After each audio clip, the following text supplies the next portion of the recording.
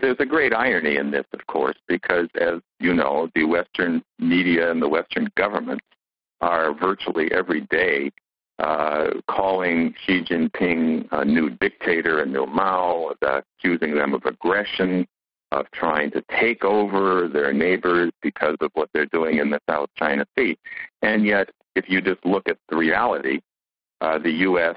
has, in numerous ways, created a vast military ring around China in the context of the official U.S. strategy towards China, which is called air-sea battle, which is a first strike policy.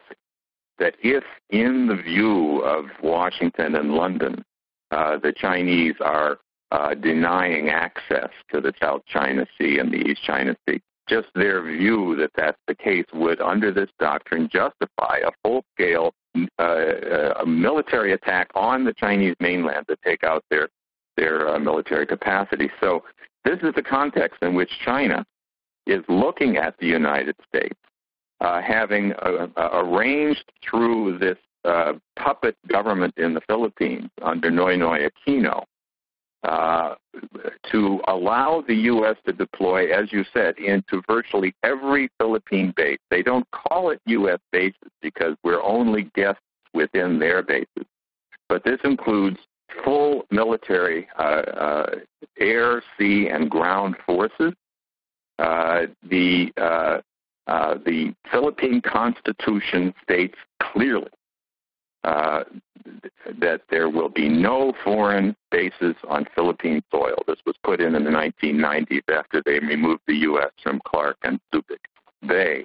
And yet that has been completely bypassed, ignored by the Aquino government, who is just a puppet to Obama in this whole policy, and by the subterfuge of putting them as guests within their bases, basically turn the Philippines into a mass battleship, airfield, and ground force capacity for a potential war on China, and a war in particular which goes under the insane doctrine of the Obama administration, the air-sea battle, as well as the so-called prompt global strike, which again is a first strike capacity to take out a nuclear counterstrike from Russia or from China.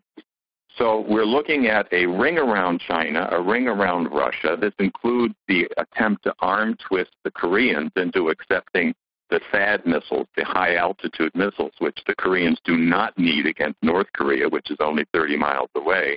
And the South Korean government, clearly recognizes that the U.S. wants these high-altitude missiles there against Russia and China, and they're fighting like mad without breaking relations with the U.S. to try to prevent it. Unfortunately, in the Philippines, there's been no effort to prevent this U.S. transformation of the nation into a huge U.S. military base. So the danger is great.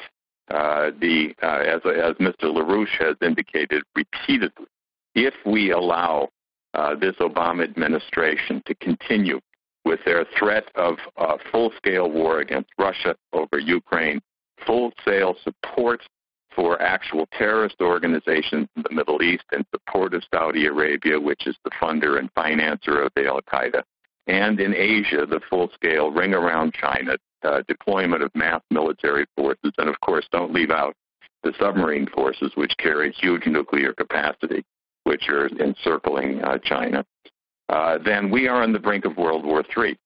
And as Mr. LaRouche has indicated repeatedly, this is being driven by the fact that the entire Western financial system is going through complete dissolution in Europe and the United States. And the Wall Street and London bankers don't like the fact that Russia, China, India, and the so-called BRICS nations, with the support of virtually every country in South America and Africa and Asia, are putting together a new alternative to the bankrupt Western system. And the response in the West is to go to war. And it's hard for people to believe that anybody would be so insane as to start a war in the thermonuclear era. But they are looking at the dissolution of their power over the world through the Western banking system. And their view is it would be better to go to war with Russia and China than to allow this BRICS phenomena to set up a sane alternative based on the common aims of mankind. And our fight here is to end this madness and to get the United States and Europe to join with the BRICS countries in development, in developing the third world, developing Asia, developing our own country, where here in the U.S., our nation is in economic decay, our infrastructure is collapsed, and we need the support of these new alliances and new international monetary systems or financial systems being set up by the BRICS countries.